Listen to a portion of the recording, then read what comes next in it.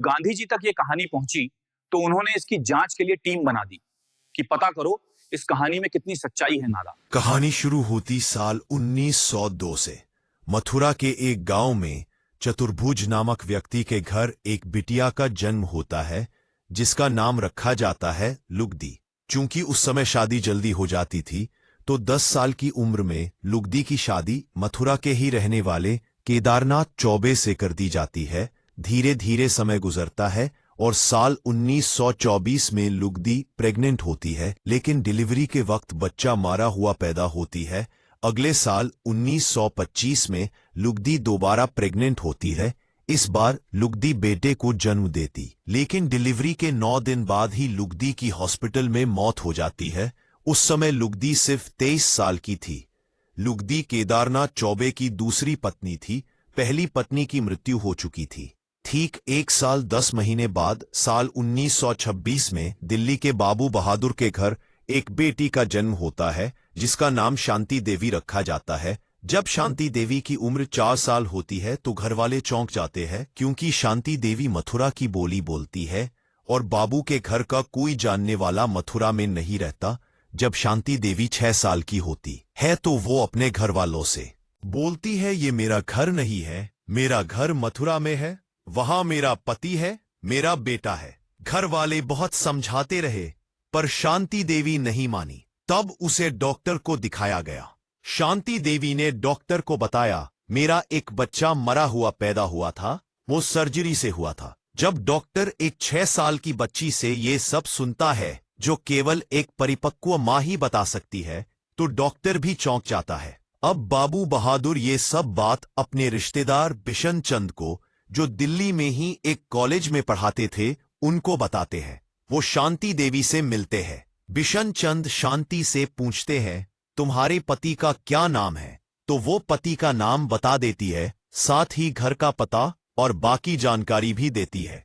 अब बिशन चंद एक लेटर लिखते हैं केदारनाथ चौबे को कि एक लड़की है जो अपने पुनर्जन्म की कहानी बता रही है कि आप उसके पति हैं। आपकी कपड़े की दुकान है, एक बेटा है और आपका एक भाई है। उसका एक बच्चा मरा हुआ पैदा हुआ था। घर में एक कुआं है। ये सब कितना सच है?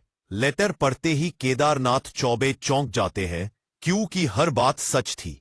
इधर लुगदी की मौत के बाद केदारनाथ चौबे ने तीसरी शादी कर ली थी। केदारनाथ अपने रिश्तेदार कंजीलाल को दिल्ली भेजते हैं।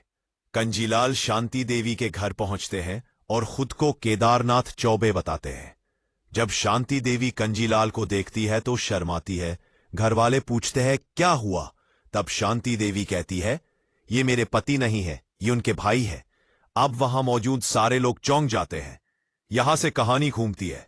कंजीलाल शांति देवी से बात करते और शांति उन्हें लुगदी के जीवन की हर एक बात बता देती है। कंजीलाल का दिमाग घूम जाता है और वो भागते हुए पहुंचते हैं मथुरा और केदारनाथ को बताते हैं, मैं जिस बच्ची से मैं मिला हूं वो लुगदी ही है।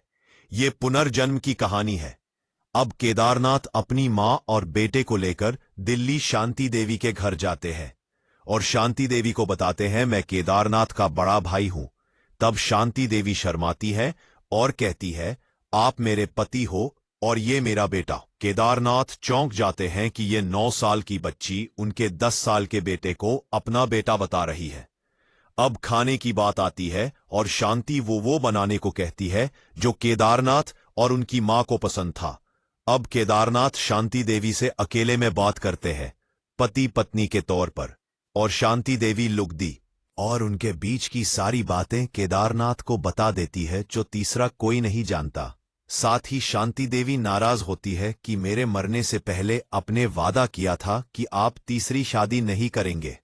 अब केदारनाथ शांति के घर वालों से कहते हैं, मुझे नहीं पता कि मेरी और लुगदी की बातें शांति को कैसे पता है। जब केदारनाथ मथुरा के लिए जाने लगते हैं तो शांति भी उनके साथ जाने की जिद करती है। जैसे तैसे घर वाले समझाते हैं। अब ये घटना समाचार में छपती है, पूरी मीडिया की स्टोरी बन जाती है। कहानी गांधी जी तक पहुंचती है। वो इसकी जांच के लिए 15 सदस्यों की समिति बनाते हैं। समिति शांति को दिल्ली से ट्रेन से लेकर मथुरा जाते हैं। मथुरा स्टेशन पर उसे एक आदमी दिखता है। वो तुरंत उसके पैर छूती है। समिति वाले पूछते हैं कि ये कौन है। शांति बोलती है, ये मेरे जेठ हैं।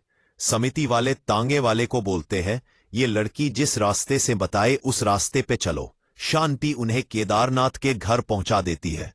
अब समिति वाले पूछते हैं, तुमने कहा था यहाँ कुआं है, बताओ कहां पर है। शांति भागकर आंगन में जाती है, वहां कुछ नहीं था, पर वो कहती है कुआं यही था। तब केदारनाथ आता है और बड़ा सा पत्थर हटाता है, वहां एक कुआं था। अब शांति देवी बताती है, मैं यहां पैसे छुपाती थी। वो गड्ढे में हाथ डालती है, पर वहां कुछ नहीं था। शांति बोलती है, मैंने यहां 150 रुपए छुपा के रखे थे। अब केदारनाथ चौबे बताते हैं, लुगदी की मौत के बाद मैंने ही वो रुपए निकाले थे, और वो 150 ही थे। उसके बाद भी कई समिति वाले आते हैं। एक कनाडा के पुनर्जन्म के शोधकर्ता भी आते हैं। पूरी दुनिया ने ये माना कि ये पुनर्जन्म की कहानी है, पर शांति देवी को उम्र समाज की वजह से दिल्ली में ही रहना पड़ा, और साल 1987 में उनकी मृत्यु 61 साल की उम्र में हो गई। शांति देवी ने शादी नहीं की।